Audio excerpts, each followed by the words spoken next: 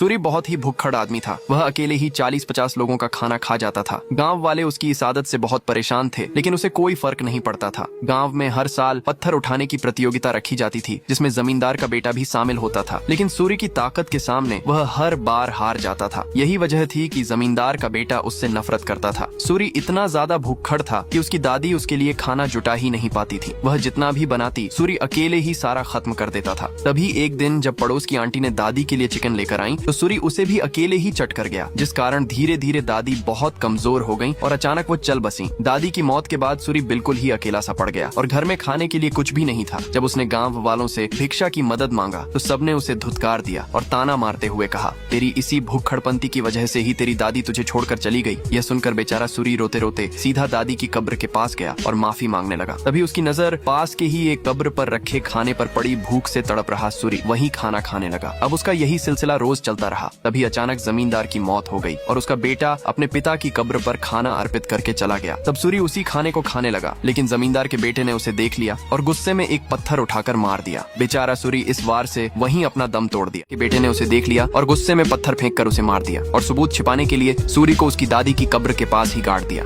अब करीब 200 साल बाद राकेश नाम का लड़का एक नींबू लेकर गलती से उसी जगह पर बैठ गया जहाँ पर सूरी को दफनाया था। तभी सूरी की आत्मा उसी नींबू के अंदर समा गई। अनजान राकेश उस नींबू को लेकर घर आ गया, लेकिन जैसे ही रात के 11 बजते नींबू से सूरी की आत्मा बाहर निकलकर घर का सारा खाना खा जाती। ये देखकर सभी दोस्त डर के मारे घबरा जाते। उन्हें लगता है ये सब किसी जंगली जानवर का काम होगा, लेकिन अगली रात भी यही होता है। इसीलिए पांचों दोस्त मिलकर सीसीटीवी लगाते हैं ताकि उन्हें पता चल सके कि आखिर ये सब कौन कर रहा है। अब जैसे ही रात के 11 बजते सूरी की आत्मा राकेश में प्रवेश कर जाती और राकेश वही खाना जाकर खाने लगता। ये सब देखकर चारों दोस्त राकेश पर बहुत गुस्सा करते। अब जैसे ही रात के 11 बजते सूरी की आत्मा राकेश में प्रवेश कर जाती और राकेश वही खाना जाकर खाने लगता। ये सब देखकर चारों दोस्त राकेश पर बहुत गुस्सा करते, लेकिन तभी राकेश पूछता है, मैंने तो सिर्फ आज ही खाया, पर पिछले 2 दिनों से कौन खा रहा था। ये सुनकर सब शांत हो जाते हैं। अगले दिन पांचों दोस्त एक नई योजना बनाते हैं। वो सबके सामने बिरयानी रखकर 11 बजने का इंतजार करने लगते हैं। जैसे ही 11 बजते हैं, अचानक नींबू बाहर निकलकर रवि में प्रवेश कर जाता है और वह बिरयानी को जमीन पर रखकर सूरी की तरह खाने लगता है। ये सब देखकर बाकी दोस्त डर से कांप उठते हैं। रोज रोज के टॉर्चर से परेशान होकर प्रणोद नींबू को शहर से दूर फेंक आता है ताकि वो भुक्खड़ आत्मा फिर न लौट सके। लेकिन जैसे ही प्रणोद घर लौटता है, वही नींबू फिर चारों दोस्तों के सामने अचानक प्रकट हो जाता है। नींबू को वापस से घर में देखकर सभी दोस्त डर जाते हैं, लेकिन तभी उनमें से एक दोस्त गुस्से में नींबू को उठाकर बाहर फेंक देता है और फिर घर के सारे दरवाजे बंद कर देता है। उसी समय एक बूढ़े आदमी की लाश गाँव वाले ले जा रहे होते हैं। वही नींबू उसी लाश के ऊपर जा गिरता है और सूरी की आत्मा उसके अंदर चली जाती है और अचानक वही मृत बूढ़ा जाग कर उन्हीं पांचों दोस्तों के घर पहुंच जाता है और जमीन पर सारा खाना उड़ेल कर बिल्कुल सूरी की तरह खाने लगता है। बेचारे पांचों दोस्त उस आत्मा से बहुत ज्यादा परेशान हो जाते हैं। अब पांचों दोस्त सूरी की भूखी आत्मा से पीछा छुड़ाने के लिए वो एक साधु बाबा के पास जाते हैं।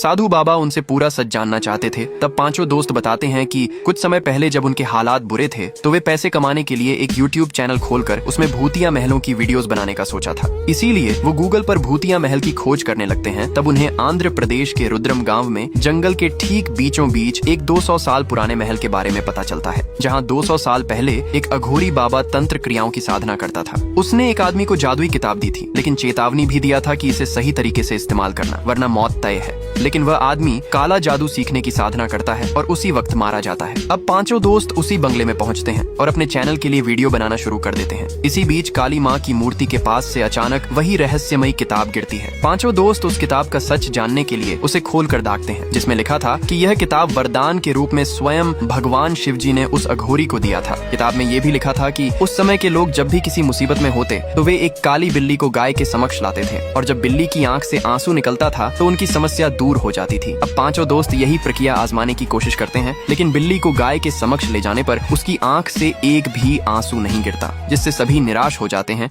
अब पांचों दोस्त बिल्ली को गाय के समक्ष ले जाने पर उसकी आंख से एक भी आंसू नहीं गिरता, जिससे सभी निराश हो जाते हैं। लेकिन फिर उन्हें एक दूसरी विधि का पता चलाता है, जिसमें अगर रात के समय श्मशान पर नींबू हाथ में लेकर मंत्र का 8008 बार जाप किया जाए तो हर इच्छा पूरी हो सकती है। लालच में आकर वे सचमुच श्मशान पहुंच जाते हैं और जाप शुरू कर देते हैं। लेकिन सुबह होते ही गाँव वाले उन्हें पकड़ लेते हैं और काला जादू करते देख गुस्से में पीट पीट कर उनकी लाल कर देते हैं। अब पांचों दोस्त उस किताब की झंझट छोड़कर अपने अपने काम पर फोकस करने का ठान लेते हैं और प्रणोद अपने ऑफिस चला जाता है। लेकिन जब प्रणोद शाम को अपने घर वापस पहुंचता है तो देखता है कि घर का सारा सामान इधर उधर बिखरा पड़ा था और उनका बनाया हुआ खाना भी किसी ने सफा चट कर दिया था। यह सब देखकर प्रणोद को बहुत गुस्सा आता है और वह अपने दोस्तों के पास जाकर सबको उठाता है। लेकिन वो भी घर का हाल देखकर हैरान रह जाते हैं क्योंकि सब लोग रात भर न सोने की वजह से दिन में सोए हुए थे। फिर सभी मिलकर घर की साफ सफाई करते हैं और बाहर चले जाते हैं। लेकिन जब वो वापस से घर आते हैं तो देखते हैं कि दोबारा से किसी ने उसका सारा खाना खा गया है। ये सब देखकर सभी डर हुए ही थे कि तभी वही महल से लाई हुई किताब ऊपर से गिरती है।